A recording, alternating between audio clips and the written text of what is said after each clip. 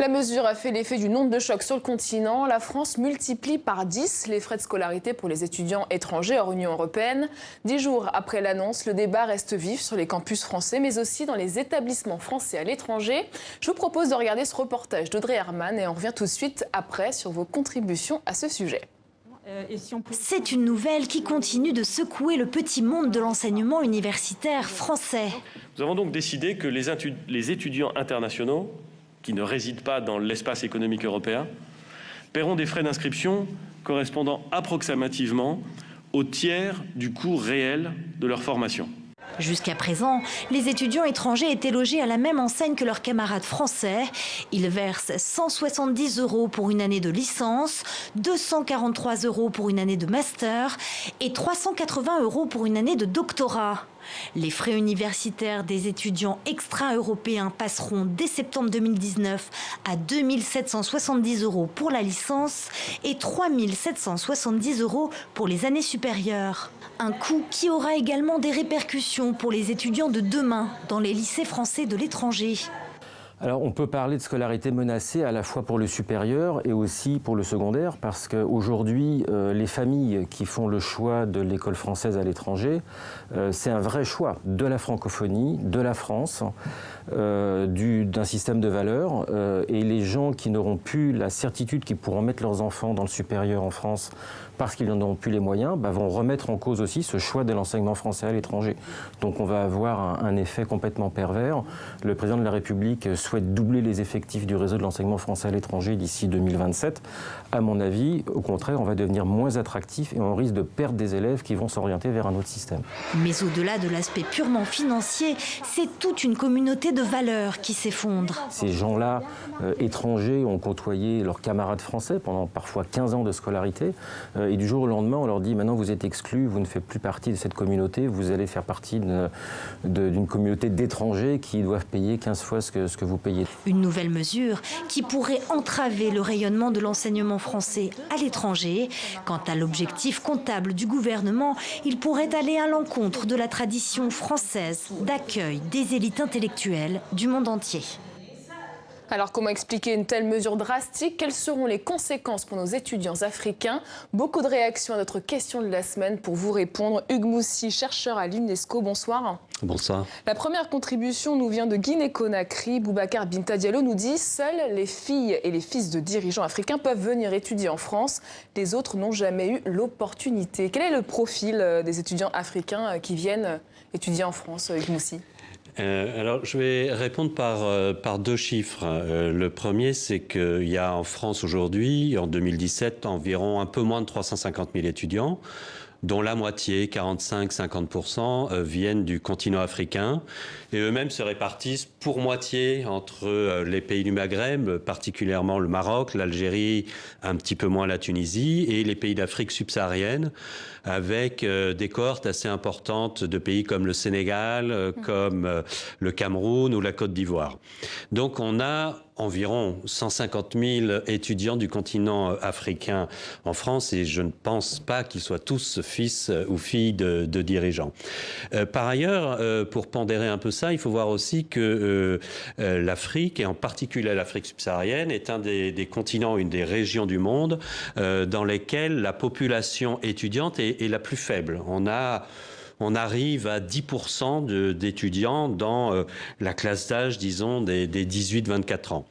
Et on sait très bien que en Afrique subsaharienne en particulier, ceux qui arrivent jusqu'à l'université font aussi partie, grosso modo, des milieux, on va dire, les plus favorisés.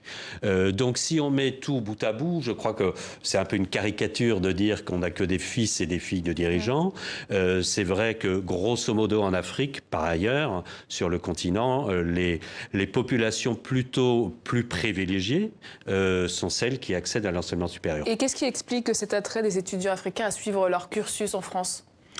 Je crois qu'il y a plusieurs éléments. Vous savez qu'il y a une vraie compétition internationale autour de l'enseignement supérieur que certains considèrent, on peut le déplorer ou s'en réjouir, comme un marché qui représente plusieurs dizaines de milliards de dollars par an. Et il y a deux grands ensembles qui expliquent pourquoi les étudiants choisissent un pays plutôt qu'un autre. Le premier, c'est, je dirais, le coût de la scolarité et le coût total de la vie dans un pays. Ça joue. Et puis le deuxième, c'est l'attractivité, donc la qualité, la réputation des universités et aussi la capacité à trouver des débouchés avec certains diplômes. Et donc, les étudiants internationaux, comme on les appelle, qui sont 5 millions dans le monde aujourd'hui. La France répond à ces critères ?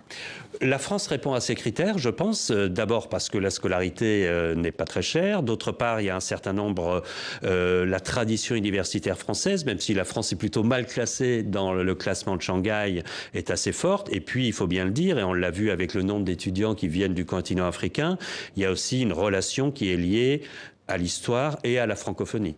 Alors, Bakore Dembélé à Bamako s'inquiète. Pour ceux qui n'auront pas les moyens de régler ces frais, que va-t-il se passer pour eux ? Alors, personnellement, je ne sais pas ce qui va se passer. Ce qu'il faut voir, c'est le type d'accompagnement qui va pouvoir être apporté à ces mesures, en particulier en termes, par exemple, de bourse ou d'accès aux bourses.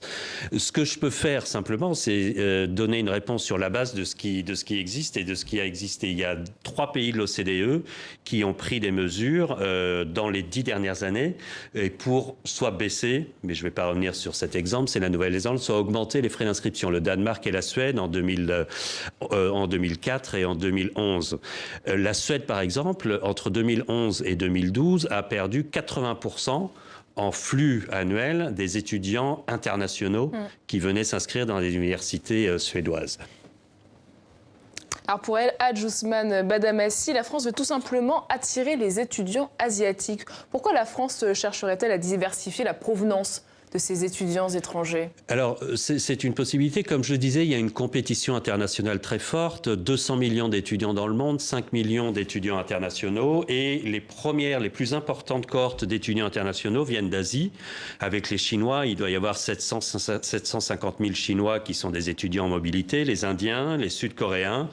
Et puis aussi, il y a d'autres pays, les Allemands ou les Saoudiens sont aussi des grosses cohortes d'étudiants étrangers.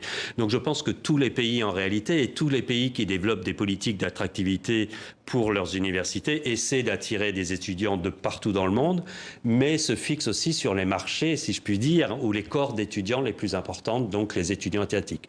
Est-ce que c'est le but du gouvernement français? Ça, je ne peux pas parler en son nom, mais à l'échelle internationale, voilà un petit peu le tableau et où sont vraiment, je dirais, les viviers d'étudiants dans le monde.